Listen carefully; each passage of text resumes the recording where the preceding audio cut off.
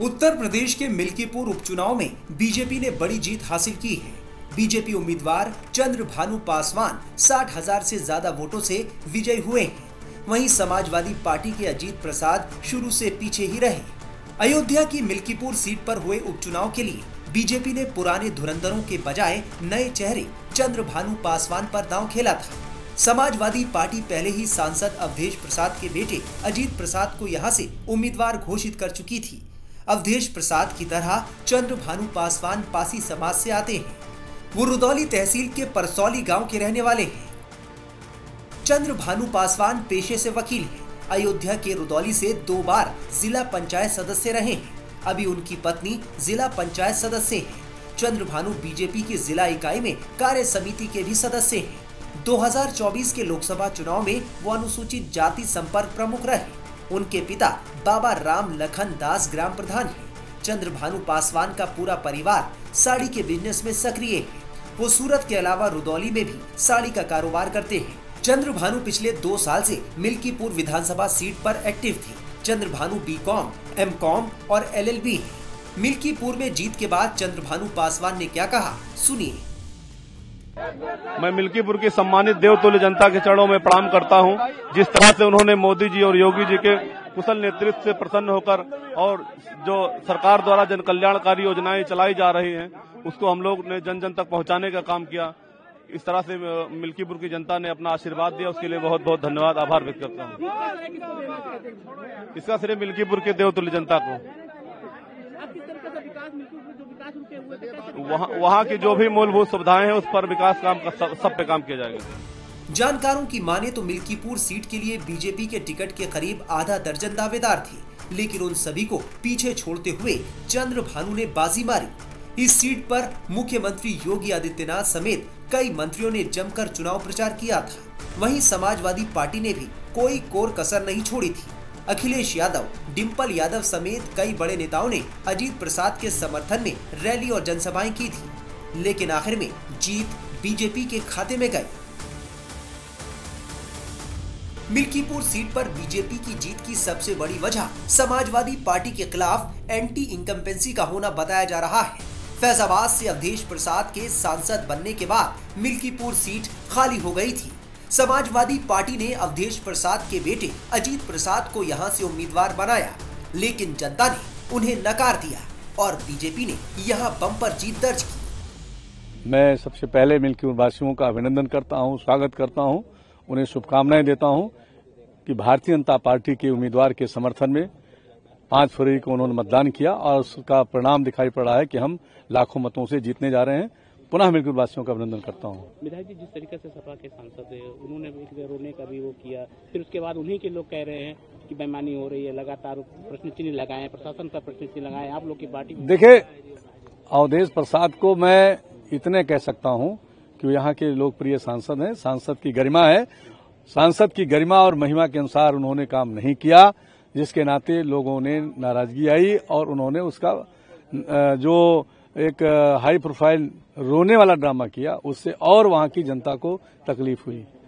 कोई सांसद चुनता है रोने के लिए, कोई सांसद चुनता है ड्रामा करने के लिए।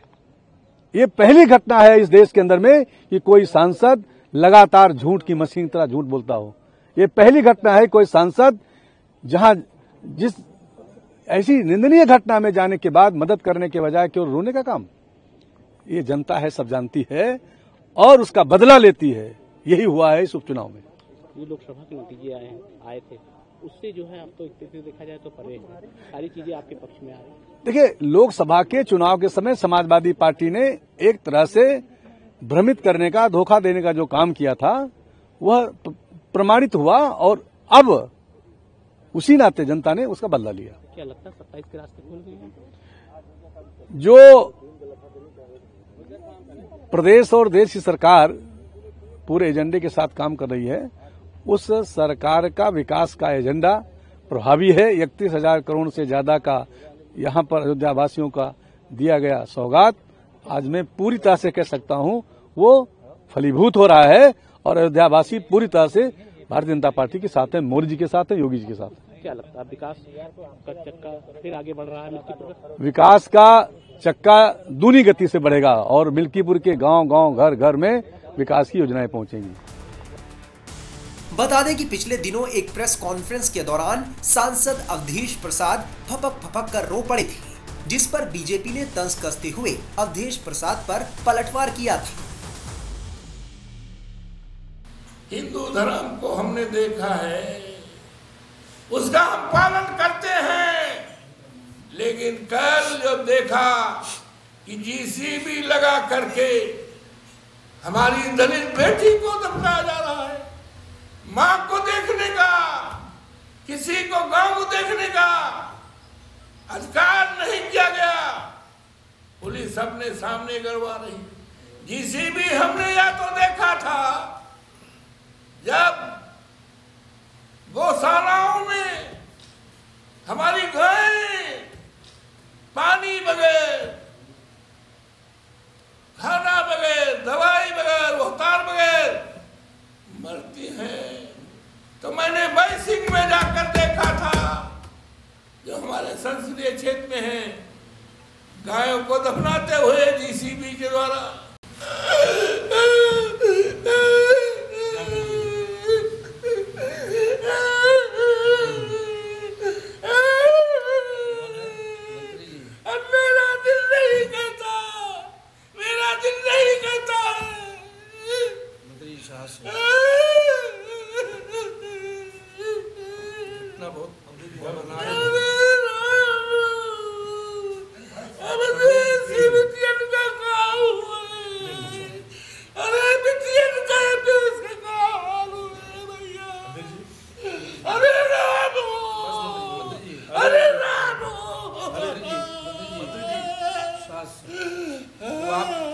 आप उसकी लड़ाई लड़िए, लड़ाई लड़ी जाएगी, सब लोग साथ। लड़ाई को आप लड़ेंगे, उसको न्याय उसके बजाय मिलाया जाएगा।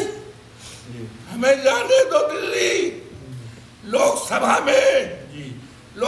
में जाने दो, मोदी के सामने हम बात रखेंगे, न्याय न मिला तो हम इस्तीफा दे देंगे, लोकसभा से हम इस्तीफा दे देंगे। हम बचाने में, हम बेटी की इज्जत बचाने में नाकामयाब हो रहे हैं। इतिहास क्या कहेगा? मारामारी में इतिहास सैकड़ों साल बाद क्या कहेगा? तुम ये पीते, आप बहुत लड़ाई लड़े हैं मंत्री, कैसे बिटिया के साथ ये हो गया? आपने कितने लोगों को न्याय दिलाया? बहुतों को आपने न्याय दिलाया है, फिर न्याय मिलेगा। आपने बड़े से बड़े मामले दिलाया, लेकिन ये तो इतिहास का सबसे बड़ा मुद्दा हो गया, सबसे बड़ी घटना है ये, बहुत बड़ी घटना। ठीक है, मर्यादा पुरुषोत्तम राम, मर्यादा पुरुषोत्तम राम कहाँ हो? सब साथ में हैं। कहाँ हो? सीता मैया कहाँ हो?